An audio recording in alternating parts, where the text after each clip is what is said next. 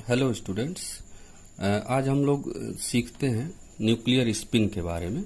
Nuclear spin, जिसको कि हम कैपिटल आई से डिनोट करते हैं, इसको टोटल एंगुलर मोमेंटम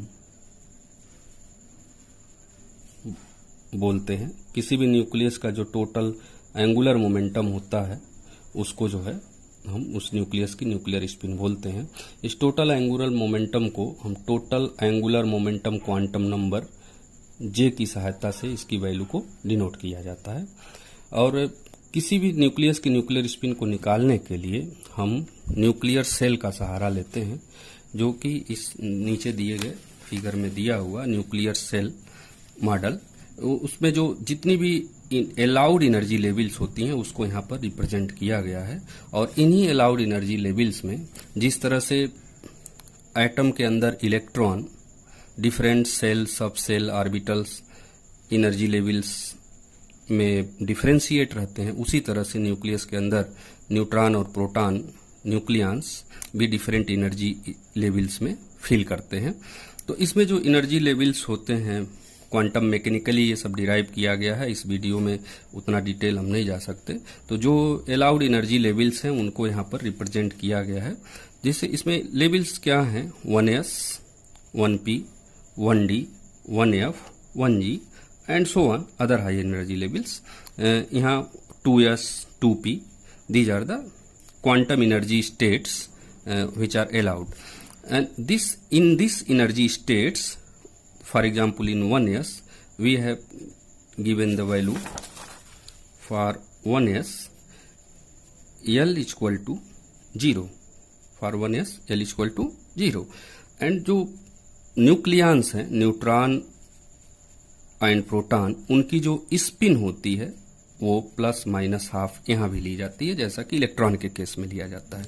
तो इस एनर्जी लेवल से संबंधित इसमें जो न्यूक्लियंस फिल करेंगे उनके लिए जो टोटल एंगुलर मोमेंटम होगा, जिसको कि total angular momentum quantum number J की सहायता से जान सकते हैं, तो उसको जानने के लिए, जे की वैल्यू को जानने के लिए हम क्या करेंगे, हमें अगर जे की जो वैल्यू होती है वो L plus S and L minus S यहाँ पर होती है न्यूक्लियस के केस में, और भी वैल्यू हो सकती है, यहाँ दो वैल्यू अलाउड होगी।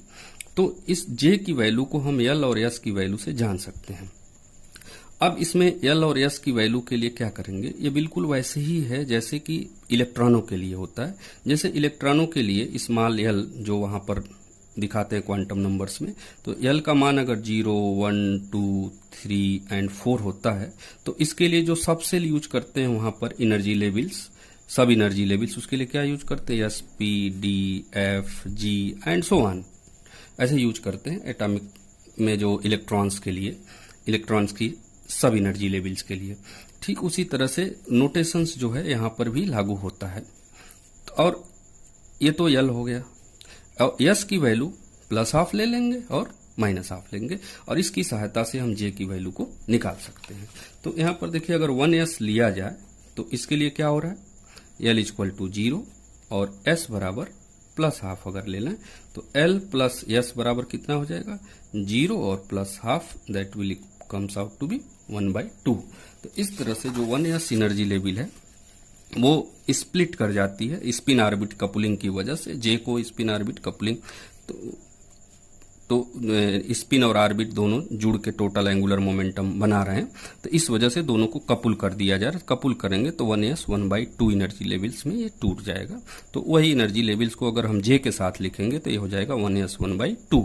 इसी तरह से 1p को देखें तो क्या कौन सी एनर्जी स्टेट्स मिलेगा, तो इसके लिए देखिए 1p के लिए L इक्वल टू कितना हो जाएगा, 1 हो जाएगा, L इक्वल टू 1, और S equal two plus minus half, दोनों वैल्यू ले लेते हैं।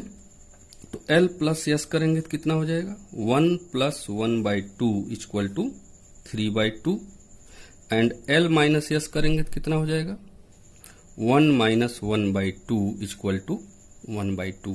तो इस तरह से देखिए दो वैल्यू जे की मिली यहाँ पर, एक 3/2 और एक 1/2। तो जो 1p लेवल है ये दो एनर्जी लेवल्स में ब्रेक हो गई, ये कितना हो जाएगा, 1p 3/2 और 1p 1/2। यहाँ पर जो हायर जे वैल्यू है वो लोअर एनर्जी स्टेट में चली जाएगी और जो लोअर जे वैल्यू है वो हायर एनर्जी स्टेट में चली जाएगी। इसलिए देखिए यहाँ 1p को जो है 1p 3/2 और 1p 1/2 में दिखाया गया है। इसी प्रकार जब 1d को लेंगे 1d तो इसके लिए देखिए L इक्वल टू कितना हो जाएगा, 2 हो जाएगा और S की वैल्यू को फिर वही लेंगे प्लस माइनस हाफ।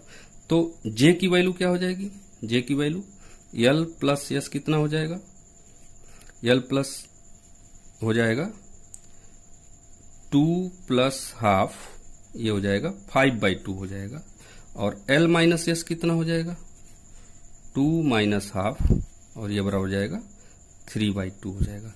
तो यहाँ पर देखिए J की 2 वैल्यू आई, एक 5/2 आ गई और एक 3/2 आ गई।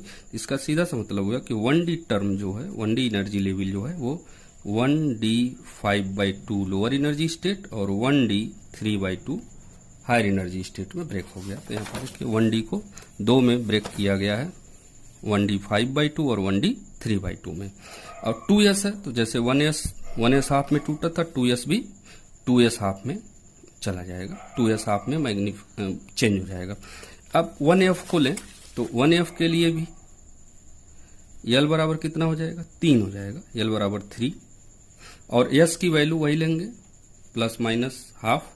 तो J वैल्यू निकालेंगे तो क्या आएगा, L plus S equal to 3 plus half, ये बराबर हो जाएगा 7/2 और L माइनस S कितना हो जाएगा 3 माइनस हाफ, तो ये हो जाएगा 5/2। तो यहाँ ये 2 वैल्यू आ गई। तो 1F स्टेट 2 में टूटा, 1F 7/2 और 1F 5/2।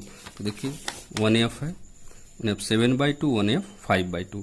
इसी तरह से 2P जब जाएगा तो 1P की तरह से टूटेगा, 1P 3/2 1P हाफ, तो ये हो जाएगा 2P 3/2 और 2P 1/2। 1G को देखेंगे तो बस L की वैल्यू चेंज हो जा रही है। तो G के लिए L बराबर कितना हो जाएगा 4, S की वैल्यू उतनी ही लेंगे तो L प्लस S कितना हो जाएगा 4 प्लस हाफ और L माइनस S कितना हो जाएगा 4 माइनस हाफ है, L minus S 4 minus half, ये हो जाएगा 7/2। तो ये 7/2 और ये 4 प्लस हाफ ये कितना आया हुआ 9/2। तो ये भी 2 में टूट गई तो 1G थी, ये भी टूट गई तो 1G 7/2 और 1G 9/2। तो 1G भी देखिए ये टूट गया, एनर्जी गैप बढ़ता जाता है।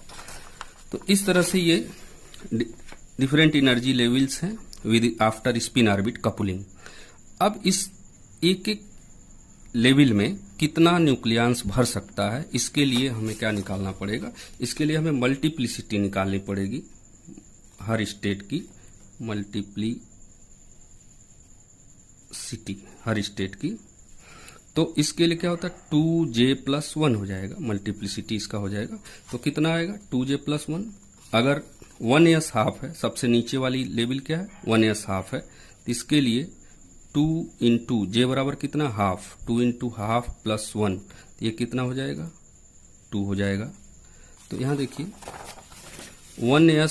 1S हाफ में 2 मल्टीप्लिसिटी आ रही है, इसका मतलब ये है कि इसमें 2 प्रोटॉन और 2 न्यूट्रॉन सेपरेटली भर सकते हैं। इसी तरह से जब 1P 3/2 लेंगे 1P 3/2 तो इसमें कितना हो जाएगा 2 इंटू 3/2 प्लस 1, तो ये बराबर हो जाएगा 4। यानी कि इसमें 4 न्यूट्रॉन और 4 प्रोटॉन भर सकते हैं। तो यहाँ आ जाएगा 1P 3/2। ऐसे जब यहाँ पर J बराबर हाफ हो जाएगा तो जैसे यहाँ हाफ था तो 2 आया, इसका सीधा सा मतलब है कि 1 + 1 2 हो गया, 3 में 1 जोड़ दिया 4 आ गया, 1 में इतना आ जाएगा। ऐसे ही 1D 5/2 है तो इसकी मल्टीप्लिसिटी कितनी आ जाएगी 6 आ जाएगी, इसकी कितनी आएगी 2 आ जाएगी। ये 3/2 है तो 4 आ जाएगी, 7/2 है तो इसकी मल्टीप्लिसिटी 8 आ जाएगी, यहाँ 4 यहाँ 6 और यहाँ 2 और 9/2 है तो 10 आ जाएगी। इसी तरह से 1G 7/2 है तो 8 हो जाएगी। इस तरह से इनकी मल्टीप्लिसिटी निकल जाएगी। इसका सीधा मतलब है उसमें उतने न्यूट्रॉन और उतने प्रोटॉन उस लेवल में भर जाएंगे।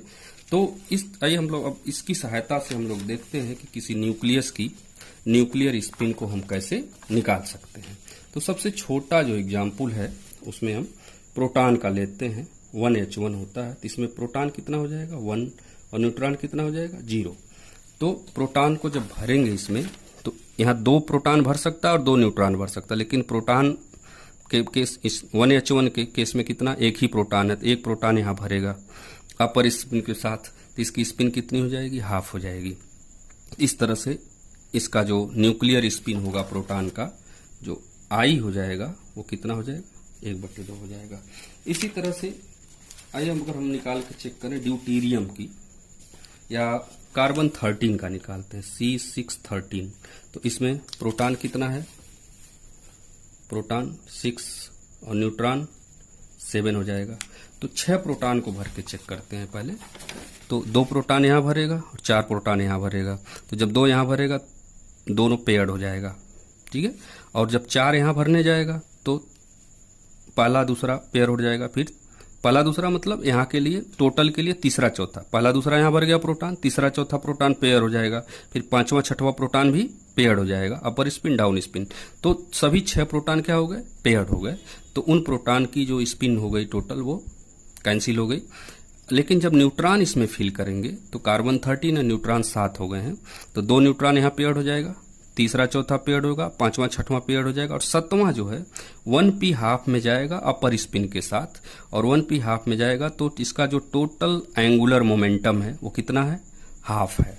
टोटल एंगुलर मोमेंटम हाफ हुआ तो इसका स्पिन कितना हो जाएगा, न्यूक्लियर स्पिन 1/2 हो जाएगा कार्बन 13 का।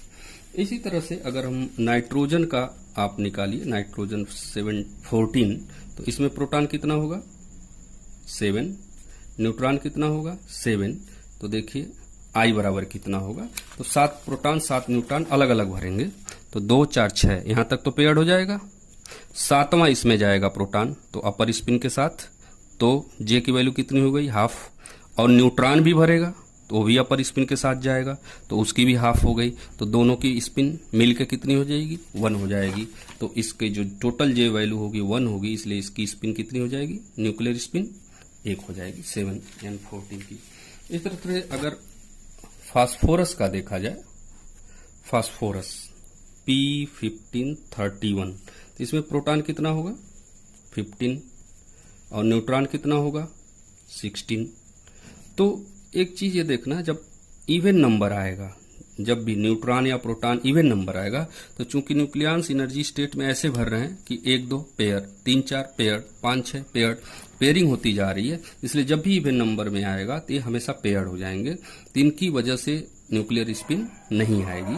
जब आड नंबर आएगा, जैसे यहाँ पर 15 है, तो 15 भर के चेक करते हैं कितना आएगा, तो 2 4 6 2 8 14 यहाँ तक हो जाएगा, 14 और 15 इसमें जाएगा 1s1/2 में जाएगा, तो अपर स्पिन के साथ चला जाएगा। जो प्रोटॉन 15वां प्रोटॉन जो होगा 2s हाफ स्टेट में अपर स्पिन के साथ जाएगा, हैविंग जे वैल्यू 1/2। तो इसका जो स्पिन होगा, न्यूक्लियस न्यूट्रॉन की वजह से 0 हो गया, प्रोटॉन की वजह से हाफ आया, तो इसकी जो स्पिन हो जाएगी वो 1/2 हो जाएगी। इसी तरह से एक और बड़े एग्जाम्पल को देखते हैं, CO27 और 57 को। तो यहाँ प्रोटॉन कितना होगा 27, न्यूट्रॉन कितना होगा 30। तो यहाँ पर फिर न्यूट्रॉन इवन हो गया, तो इसको जरूरत नहीं है, ये पेयर्ड हो जाएगा, इसके लिए आई में कोई कंट्रीब्यूशन नहीं मिलेगा। 27 है, इसको चेक कर लेते हैं। 27 प्रोटॉन को भरना है, 2 6 2 8 8 6 14 2 16 एंड 4 20, और यहाँ जाएगा 27th इलेक्ट्रॉन, 27th प्रोटॉन। तो इसमें 27 में तो 7 बचेगा, यहाँ पर 20 यहाँ तक हो गया, 7 बच रहा, तो उसमें से जो 6 होगा वो पेयर्ड हो जाएगा, 6। 7वां जो बचेगा वो अपर स्पिन के साथ अनपेयर्ड बच जाएगा, हैविंग जे वैल्यू 7/2। टोटल एंगुलर मोमेंटम कितना बच रहा है 7/2, किसकी वजह से, प्रोटॉन की वजह से। तो इसकी जो न्यूक्लियर स्पिन होगी वो कितनी हो जाएगी 7/2 हो जाएगी। तो इसका कोबाल्ट 57 का न्यूक्लियर स्पिन का मान 7/2 होता है। अब ऐसे न्यूक्लियस को लेते हैं जिनकी न्यूट्रॉन और प्रोटॉन दोनों इवन नंबर हो, यानी कि एटॉमिक नंबर और मास नंबर दोनों इवन नंबर हो। तो होगा क्या, यहाँ प्रोटॉन कितना हो जाएगा 6, न्यूट्रॉन कितना हो जाएगा 6, तो ये जो 6 है तो ये हमेशा क्या हो जाएगा, पेयर्ड हो जाएगा। प्रोटॉन भी कैसा हो जाएगा, जब एनर्जी स्टेट में भरेंगे तो ये भी पेयर्ड हो जाएगा। इसी तरह से यहाँ पर प्रोटॉन 8, न्यूट्रॉन 8, तो यहाँ भी क्या हो जाएगा, पेयर्ड हो जाएगा। और पेयर्ड होने की वजह से न्यूक्लियर स्पिनिटी कितनी हो जाएगी, 0 हो जाएगी। तो कोई भी ऐसी न्यूक्लियस जिसमें न्यूट्रॉन मास नंबर और एटॉमिक नंबर दोनों अगर इवन नंबर है तो उस न्यूक्लियस की न्यूक्लियर स्पिन 0 हो जाती है, और इसको हम बोलते हैं कि ये हमारा एक्टिव नहीं होते हैं। तो इस तरह से कोई भी ऐसी न्यूक्लियस होगी तो उसकी न्यूक्लियर स्पिन 0 हो जाएगी। इस मॉडल की सहायता से ऐसा नहीं है कि सभी न्यूक्लियस का हम न्यूक्लियर स्पिन दिए गए मॉडल में जो एनर्जी स्टेट्स दिखाए गए हैं उसी से हम निकाल लें। बहुत सारी ऐसी न्यूक्लियस हैं जिनसे दिए गए फिगर से हम नहीं निकाल सकते, वो एक्सेप्शनल होते हैं। उनका रीजन होता है, कुछ अलग रीजन होते हैं। जैसे फ्लोरीन है 919 F19 है, इसकी जो न्यूक्लियर स्पिन होती है वो होती 1/2 है, लेकिन इस दिए गए सेल मॉडल से आप निकालेंगे तो ये 5/2 आएगा, जो कि इसकी न्यूक्लियर स्पिन नहीं होती है। तो इसका एक अलग रीजन होता है, उसी में अलग एनर्जी लेवल्स में अप डाउन का कुछ होता है। तो इसमें इतना डिटेल में हम नहीं जाएंगे इस सेक्शन में, इस वीडियो में बस इतना ही होगा। तो ऐसे और भी कई न्यूक्लियस हैं जिनकी न्यूक्लियर स्पिन को हम इस मॉडल की सहायता से एग्जैक्टली नहीं फाइंड कर सकते, उनमें थोड़ा सा एक्सेप्शन होता है। तो आशा करते हैं कि